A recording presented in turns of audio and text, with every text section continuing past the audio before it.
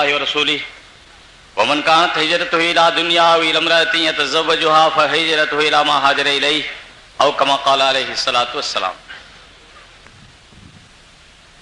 இன்றைக்கு ஒரு சிறப்பான நிகழ்ச்சி நடந்து கொண்டிருக்கிறது என்பதை நான் சொல்லித்தான் நீங்கள் தெரிய வேண்டும் என்பதில்லை.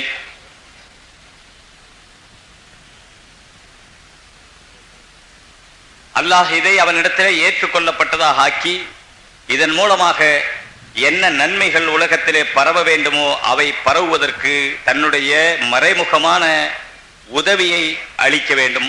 அவ்வளவுதான் அல்லாஹ்விடத்திலே நாம் கேட்க முடியும். ஏனென்றால் நம்மை கொண்டு இதுவரை ஆனதும் எதுவும் இல்லை, ஆகப் போவதும் எதுவும் இல்லை. இதுவரை எதுவெல்லாம் ஆனதோ அல்லாஹ்வை கொண்டு ஆனது. இனிமேல் எதுவெல்லாம் ஆகுமோ அதுவும் அவனை கொண்டேதான் ஆகும்.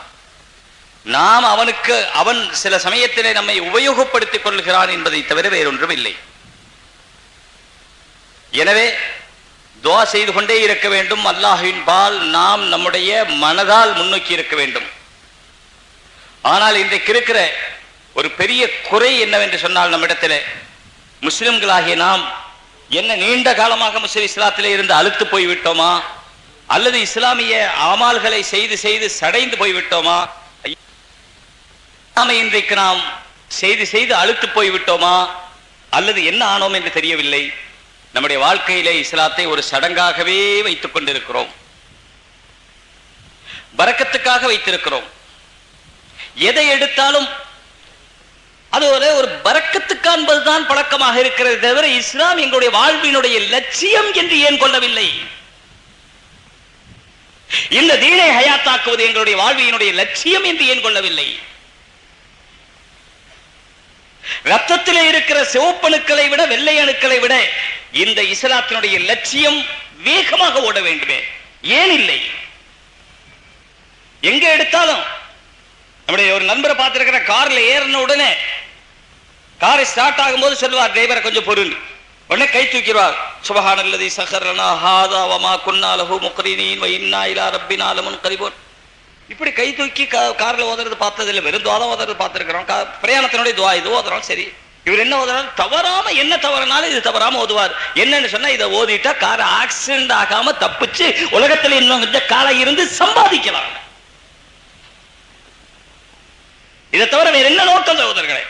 அல்லாஹ் வசப்படுத்தி கொடுத்தானே, அவனுக்கு நன்றி செய்கிற நோக்கம் அங்கே பிரதிபலிக்கவில்லையே. எப்படியாவது பாதுகாப்பா இருக்கணும் சகோதரர்களே. இஸ்லாத்திலே எல்லா பாதுகாப்பும் இருக்கிறது, துஆவிலே எல்லா பாதுகாப்பும் இருக்கிறது, அதுல எந்த சந்தேகம் இல்லை. நாம் நினைக்கிற மாதிரி இஸ்லாம் நம்முடைய உடலையும் உயிரையும் இந்த உலகத்திலே பாதுகாத்துக் கொள்வதற்காக இல்லையே. என்னதான் பாதுகாத்தாலும் இறுதியிலே இந்த கபிரிஸ்தானுக்கு வந்துதானே தீர வேண்டும். யாரெல்லாம் பாதுகாத்தார்களோ அவர்கள் எல்லாம் கபிரிஸ்தானில் இருக்கிறார்கள். இங்கே இருக்கிற அத்தனை பேரும் என்ன வயசாக இருக்கட்டும், அல்ல வயசு நீளமா தரட்டும், ஆனால் ஒரு நாள் என்னையும் உங்களையும் ஜனாசா என்றுதான் சொல்ல போகிறார்கள், மையத் என்றுதான் சொல்ல போகிறார்கள். நம்மை வந்து தீதார் பார்க்கத்தான் போகிறார்கள். எல்லாரும் குளிப்பாட்டி நல்ல துணி ஒண்ணு வாங்கி கொண்டுதான் போக போகிறார்கள். அப்படி இருக்க இந்த உடலை இப்படி பாதுகாத்து பாதுகாத்து பாதுகாத்து சோதர்களே நினைக்க கூட கூசுகிறது. துஆதானே நல்லதுக்கு தானே ஓதுனா ரைட்டு. அதே போல கடையில ராத்திரில வீட்டை போட்டும் போது நான் கேள்விப்பட்டிருக்கிறேன், என்ன சொல்லி போட்டுமா? பிஸ்மில்லா சொல்லி போட்டுமா. அடிக்கடி சொல்லுவாங்க. என்னடா திருட வராம இருக்கணும், நம்ம நகை காணா போகாம இருக்கணும்.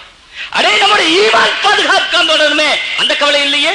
வீடு பாதுகாக்கப்படணும், காசு பாதுகாக்கப்படணும், பணம் பாதுகாக்கப்படணும், சொத்து பாதுகாக்கப்படணும், நகை பாதுகாக்கப்படணும்.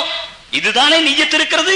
என்னுடைய ஈமான், அல்லாஹ்வின் மீது எனக்கு இருக்கிற நம்பிக்கை, இந்த உலகத்திலே இஸ்லாத்தை நான் நிலைநிறுத்த வேண்டும் என்ற அந்த உறுதி பாதுகாக்கப்பட வேண்டும் என்று நினைப்பதில்லையே.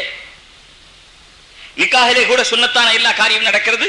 அந்த சுன்னத்தான காரியத்தை எல்லாம் சேர்த்து என்ன இருக்கு, எப்படியாவது ஆடம்பரமாக நடத்தி அந்த வாழ்க்கையில அதற்கு கட்டாயமா துஆ ஓதணும். அதுவும் எப்படி எந்த துஆ ஓதணும்?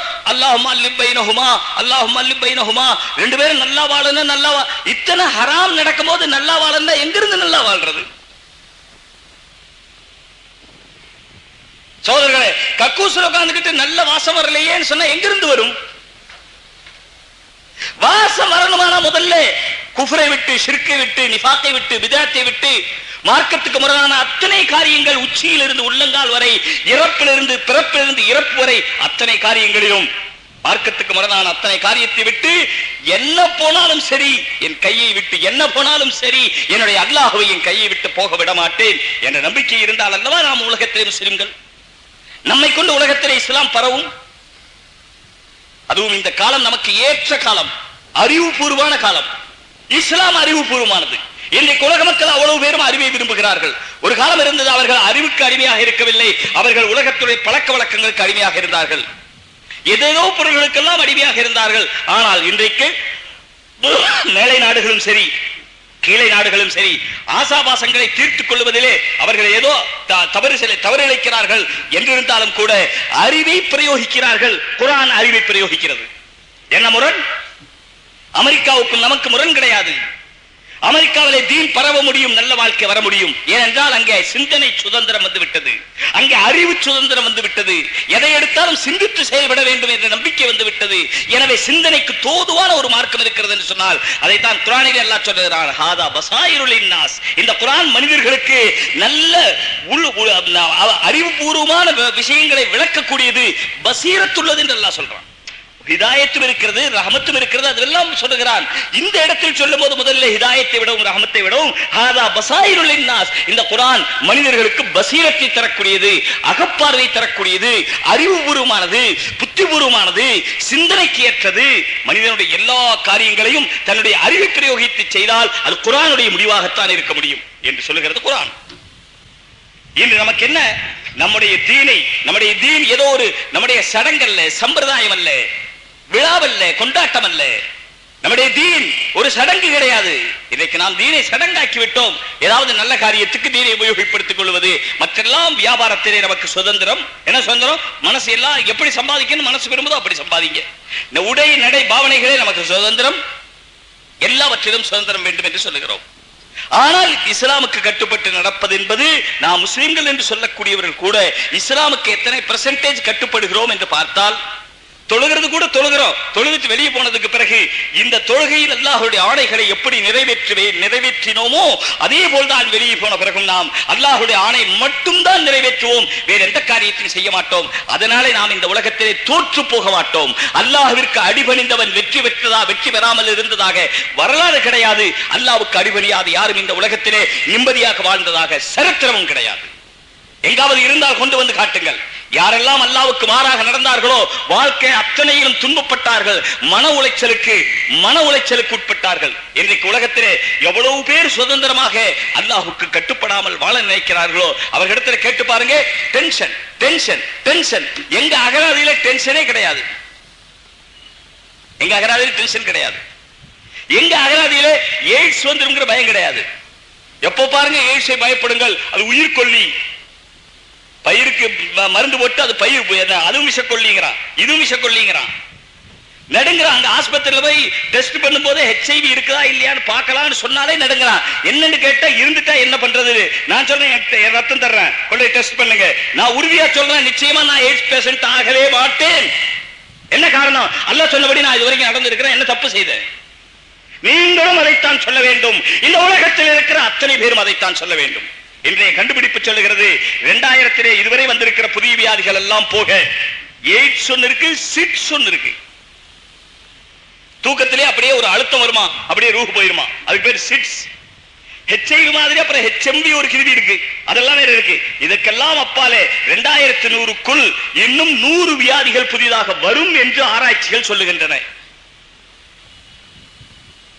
கொஞ்சம் சிந்திங்க நண்பர்களே. புது வியாதி வர்றது நல்லதா, இருக்கிற வியாதி போறது நல்லதா? ஒரு பக்கம் வயிற்றில் இருக்கிற குழந்தைக்கு தடுப்பூசி, ஒரு பக்கம் வியாதி அதிகமாகுது. எதை காட்டுகிறது நண்பர்களே? மனிதனுடைய மன தவிப்பை காட்டுகிறது, மன உளைச்சலை காட்டுகிறது. எப்படியாவது பணம் சம்பாதிக்கிற அந்த டென்ஷன் இல்ல, அல்லாஹ் வச்ச மாதிரி நடக்கும் என்று நினைத்தால் டென்ஷன் போய்விடும். சகோதரர்களே, நான் சொல்ல வந்த விஷயம் என்னவென்று சொன்னால், இஸ்லாம் அறிவுபூர்வமான மார்க்கம். இஸ்லாம் அறிவுபூர்வமான ஒரு உன்னதமான சமுதாயத்தை இந்த உலகத்திலே ஆட்சி காண்பித்தது. ஆனால் இடைக்காலத்திலே மனோ இச்சைகளுக்கு ஆட்பட்ட காரணத்தினாலே, மனித ஆசைகளுக்கு உட்பட்ட காரணத்தினாலே வெளியிலே நாம் எப்படி இருக்கிறோம் பாருங்க. ஜுப்பா போட்டிருக்கிறது இருக்குது, அது நல்லவரும் போடலாம் கெட்டவரும் போடலாம். ஜுப்பாவும் தாடியும் இஸ்லாம் அல்ல. ஜுப்பாவும் தாடியும் இஸ்லாம் நல்லவராக இருக்கிறதுக்கு காட்டின அடையாளங்கள் தானே தவிர, இவர் ஜுப்பா போட்டதனால மட்டும் நல்லவராயிர மாட்டார், இவர் தாடி வச்சதனால மட்டும் நல்லவராயிர மாட்டார். இவர் தன்னுடைய வெளித்தோற்றம் கட்டாய அவசியம். ஆனால் அதே நேரத்தில் உள் தோற்றம் அதை விட அவசியம். அல்லாஹ் மஜால் ஸரீரத்தனா கைரம் மின் அலானியத்தினா, யா அல்லாஹ் எங்களுடைய அந்தரங்கத்தை, உள்பாகத்தை, எங்களுடைய மனோநிலையை, எங்களுடைய வெளிநிலையை விட அழகாக்கு.